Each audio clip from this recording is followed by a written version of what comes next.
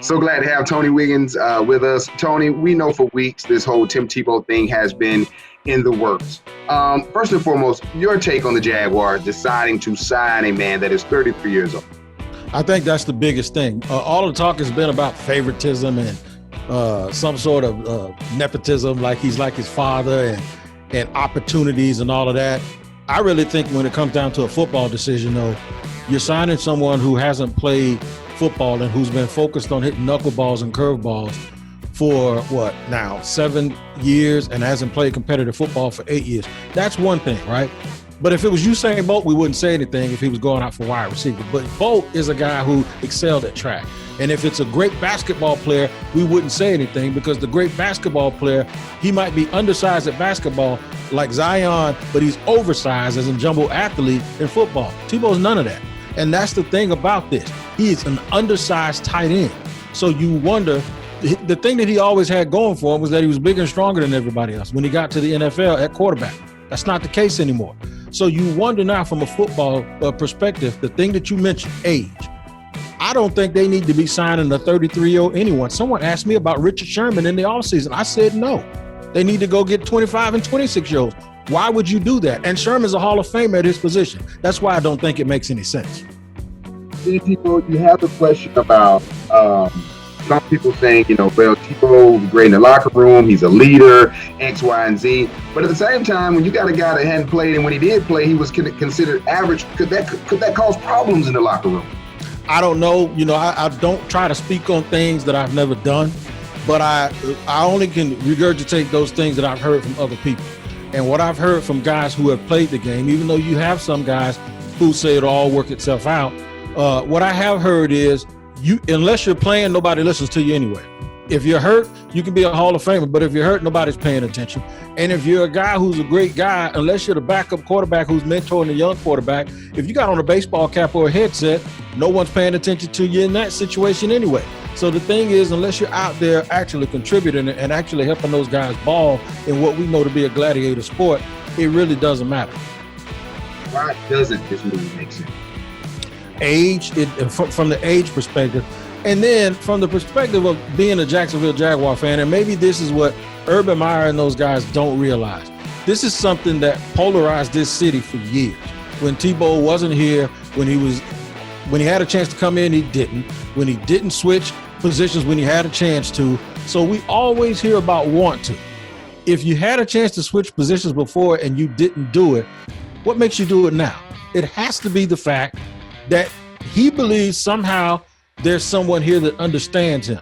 And I don't think you need that level of understanding in the NFL. Now, I heard guys like Deion Sanders and everyone else talking about there's always guys at the bottom of the roster who don't belong. And then I heard other people saying the 50th guy doesn't matter, or the 53rd or the 90th guy doesn't matter. What was James Robinson when he came into camp last year as an undrafted free agent? Was he number 53?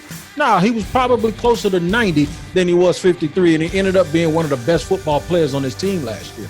And the advantage that this staff has is they know more college players than any other staff in the NFL. They could have probably gone out and got another young guy that other people are unaware of and put him in that position. Why does the move make sense? It makes sense because Urban Meyer actually knows Tim Tebow. And you know what? A little bit of this I like. And what I mean by that is at some point, you can't let fans and media run your team. You got to be the sheriff, and you have to have a definitive plan, and you have to, whatever you feel is the best thing for the Jaguars, you have to stand on it. Shad Khan wanted a coach-centric team, but that's exactly what he's gotten. And sometimes when you're a leader, you have to do it and be unapologetic about it, and you have to make tough decisions, and I think this is one of them. But make no mistake about it, there are going to be some guys in camp. They're going to see what Tebow has behind his chest, and they're going to see if he can really play this position. It's going to all play out on the football field. He's either going to prove Urban right or he's going to embarrass himself. And the final question, do you think Urban Meyer is truly going to bring and sign Tim Tebow and get all this hoopla because the national media is going to be all over it to eventually cut it? No, I do think I don't think he's looking at it whether he's going to potentially cut him or he's going to make the team. I think Urban Meyer is looking at a guy who he believes is Superman because he's shown him in his past he can do anything that he puts his mind to. And I don't think Urban Meyer has it in him to doubt Tim Tebow. I think Urban Meyer wants to give Tim Tebow a chance to go out and try to prove it. And I think Urban Meyer is a bigger believer in Tim Tebow than anybody else, maybe except Tim Tebow. Fine. Am I crazy to think that for so long we have been irrelevant when it comes to NFL teams because we've lost so much? That is also an easy way to make sure that national media covers your every move and that you're the lead on SportsCenter every day.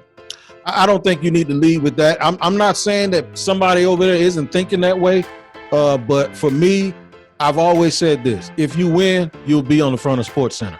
If you do things right, the football way, you'll win and you'll get on top, and people will pay attention. You don't have to do things that take away from actual football, and you don't have to do things that are a dog and pony show. Dog and pony shows don't put W's in the column. What puts W's in the column is good, sound decisions and football players to make your team better, and that is eventually what gets you to the top. And once you get to the top, it's like Tupac, all eyes on me. So all you have to do, man, is do the right thing and don't worry about what people think. You can't let the perception that people have nationally affect what you do here locally and the decisions you make to make your football team better.